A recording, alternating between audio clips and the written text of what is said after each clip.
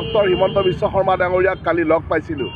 তেখেতে প্ৰথমতে কৈছিলে যে হিতেশ দেৱ শৰ্মা ডাঙৰীয়াৰ সৈতে ব্যক্তিগত সম্পৰ্ক বা ঘনিষ্ঠ সম্পৰ্ক, কিন্তু মই মুখ্যমন্ত্ৰী কৰজোৰে জনাওঁ যে বাক্সা জিলাত যেতিয়া মই নিউজ লাইভ চেনেলত কৰ্মৰত আছিলোঁ তেতিয়া প্ৰকল্প সঞ্চালক হিচাপে হিতেশ দেৱ শৰ্মাক চিনি পাইছিলোঁ আৰু সুদীৰ্ঘ 15টা বছৰ তেওঁৰ সৈতে কোনো যোগাযোগ নাছিল। আৰু আমি সকলোৱে অসমবাসী জুবিন গাৰ্গৰ আমি সেই মহাপ্ৰয়াণত আমি মৰ্মাহত আৰু জুবিন গাৰ্গৰ মৃত্যুত জড়িত 5গৰাকী ব্যক্তিক সিদ্ধাৰ্থ শৰ্মা, শ্যামকানু মহন্তক নিকাচীৰ কাৰাগাৰলৈ যেতিয়া লৈ অহা হৈছিল, চেনেলৰ নিৰ্দেশ মতে বাতৰি পৰিৱেশন কৰিবলৈ গৈছিলোঁ আৰু সেই বাতৰি পৰিৱেশনত অতিৰিক্ত আৰক্ষী অধীক্ষক গীতাৰ্থ দেৱ শৰ্মাৰ যি লাঠিচালনাৰ দৃশ্য NKTVত প্ৰচাৰিত হোৱাৰ পিছতেই তেওঁৰ পিতৃ হিতেশ দেৱ শৰ্মা ডাঙৰীয়াই মোক এনেধৰণৰ কথাৰে ভাবুকি প্ৰদান কৰি ল'লে আৰু সেয়া সত্য নাছিল, মোৰ ভিডিঅ' বুলি তেখেতে জনাইছিল। কিন্তু যি নহ'লেও তেখেতে আইনৰ আশ্ৰয় ল'ব পাৰিলেহেঁতেন। ভয় ভাবুকি আমাৰ ক্ষেত্ৰত থাকে, এয়া নতুন কথা নহয়, কিন্তু সঁচাকৈ ভাগি পৰিছোঁ। কণমানি এটি দেৱ শিশু, একমাত্ৰ মোৰ সন্তান, 8 বছৰীয়া নাবালক সন্তানক যিদৰে তেখেতে ভাবুকি দিছে। আৰু ভাগ্য ভাল যে মোৰ যিটো ফোন, এই ফোন মই নিজে কোনো ৰেকৰ্ডিং কৰাৰ ইচ্ছা প্ৰকাশ কৰা নাছিলোঁ। ছিষ্টেম মতে অটো ৰেকৰ্ডিং আছিলে আৰু মোৰ মোবাইলত ৰৈ গৈছিলে আৰু ৰৈ যোৱাৰ পিছতেই এই ফোন টেপটো মই মোৰ মুখ্য সম্পাদক ডাঙৰীয়াক দিছিলোঁ আৰু তেখেতে আৰক্ষী সঞ্চালক প্ৰধানক এই অডিঅ' ক্লিপটো লগে লগে দিছিলে আৰু তাৰপিছতে ঘটনাই আজি এই ৰূপ ল'লে।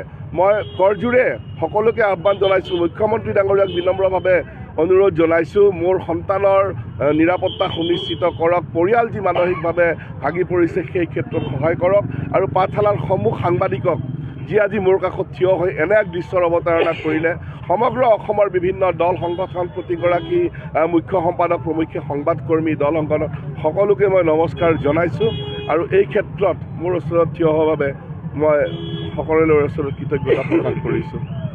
প্ৰথমে ৰাজপত্ৰিত বিষয়া, প্ৰাক্তন বিষয়া হিতেশ দেৱ শৰ্মাক আমি গ্ৰেপ্তাৰ কৰা বিচাৰিছোঁ আৰু সাংবাদিকৰ নিৰাপত্তা সুনিশ্চিত কৰক আৰু অতি শীঘ্ৰে হিতেশ দেৱ শৰ্মা নামৰ ব্যক্তিগৰাকীক, মুধা ফুটা ব্যক্তিগৰাকীক অতি শীঘ্ৰে গ্ৰেপ্তাৰ কৰক। নাজানো অসম চৰকাৰৰ কি দৰদ আছে এই বিষয়াগৰাকীক লৈ, আজি ইমান দিন হৈ গ'ল, আজিলৈকে কিন্তু গ্ৰেপ্তাৰ কৰিব পৰা নাই।